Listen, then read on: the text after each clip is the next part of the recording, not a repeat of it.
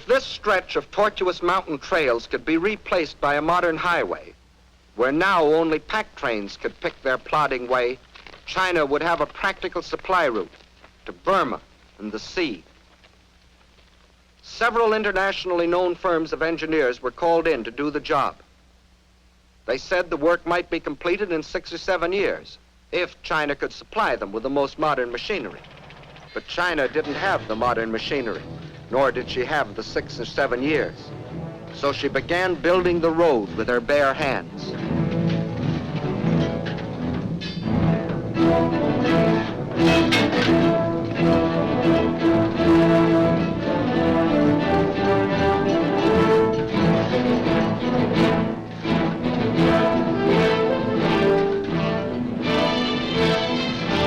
By thousands, by tens of thousands, by hundreds of thousands, they toiled at the back-breaking task of carving this desperately needed supply line out of the reluctant mountains.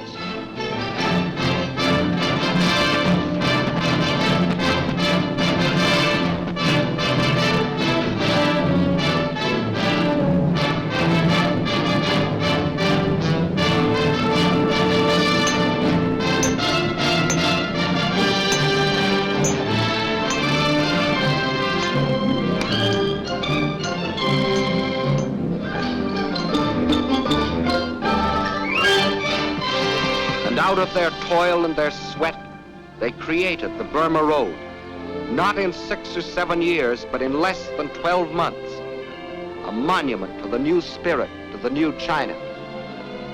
As soon as it was completed, the road went into immediate service.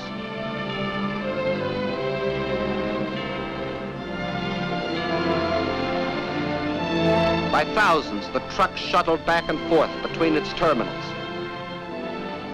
climbing to nearly 10,000 feet, around hairpin curves, along the edges of sheer precipices, where passing trucks had barely 1 foot of clearance. And the blood plasma of new supplies flowed steadily over China's lifeline to the sea, protected by Colonel Chennault's incredible flying tigers. But Chinese sacrifice cannot be measured only in miracles of construction. It must be counted, too, in the tragedy of destruction.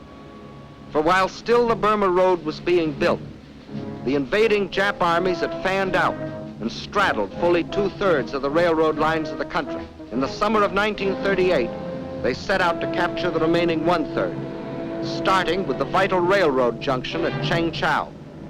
Chengchow is situated on the banks of the Yellow River, China's sorrow. Originally, the river flowed from Chengchow southeastward to the Yellow Sea. But nearly a century ago, a great flood abruptly changed its course, swinging it far to the north. For generation upon generation, as the spring floods rushed down to the sea, thousands of Chinese worked on the dikes to hold the river in its new course, protecting their homes and their crops.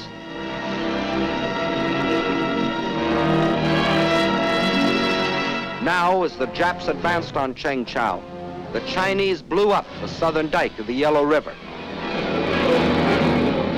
thus loosing a flood between themselves and the Japs.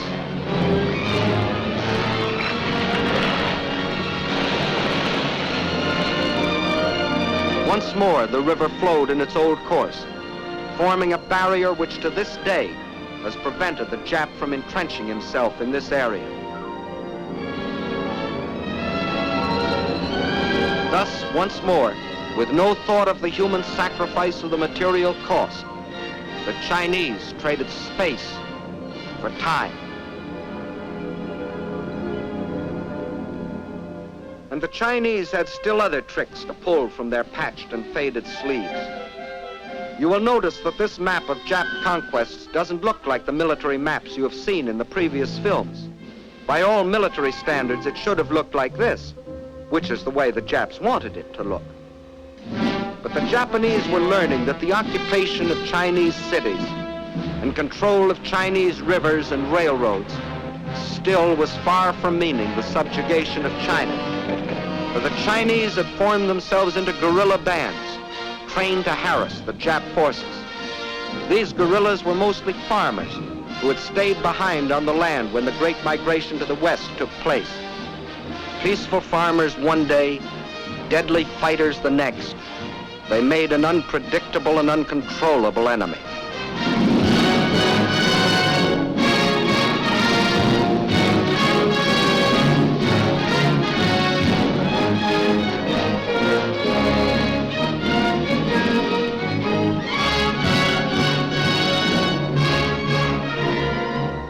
The Japs held the lines of communications, but in the pockets thus formed, these unconquerable guerrillas constantly sniped at the Jap invaders. When the Japs tried to annihilate them, they disappeared, only to reappear in another pocket.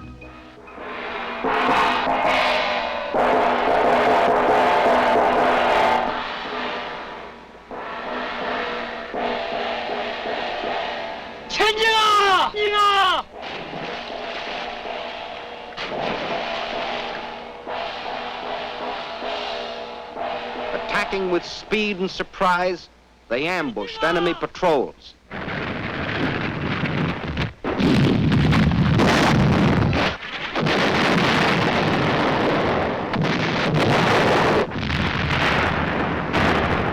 the Japanese were fighting more than the Chinese people. They were fighting the Chinese land, the great distances, the rivers, the floods, the swamps and marshes. These too were enemies that defied the Jap war machine.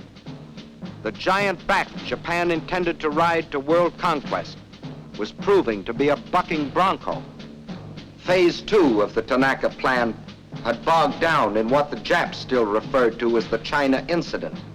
This left them in a fateful quandary.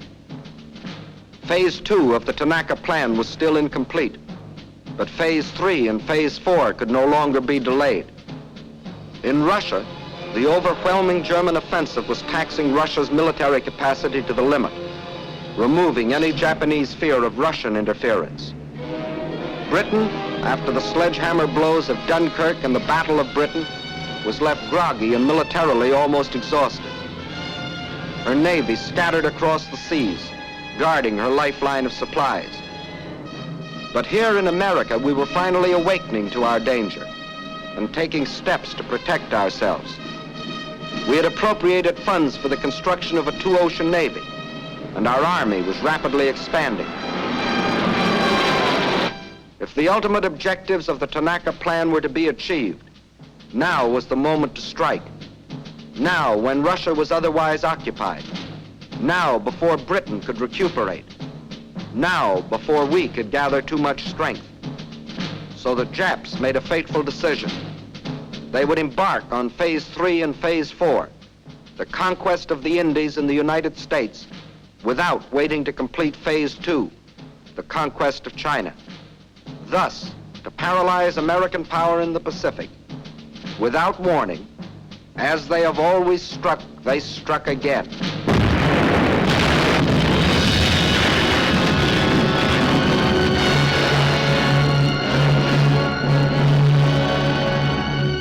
According to all the rules, China's position should now be greatly improved. For in her war with Japan, China now had fighting allies. Ourselves, the British, the Dutch. But it didn't work that way for China. For in those tragic early months of 1942, when we sustained defeat after defeat at the hands of our common enemy,